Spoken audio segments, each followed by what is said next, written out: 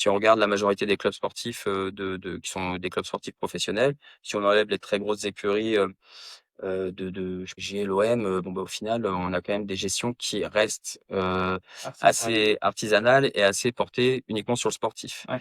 On a souvent tendance à oublier le côté, développement business, et le développement business, ça suppose quand même une vision, plus long terme. La semaine d'après, où il faut que je gagne pour, maintenir mes sponsors, et donc on s'est dit, bah, un des moyens d'aller vite, c'est de brancher l'innovation au club de sport, et donc en branchant l'innovation au club de sport, on répondait à 2 besoins, pour les startups qui avaient besoin de faire, des proof of concept, Ouais. d'aller tester des solutions à déployer, dans les clubs de sport.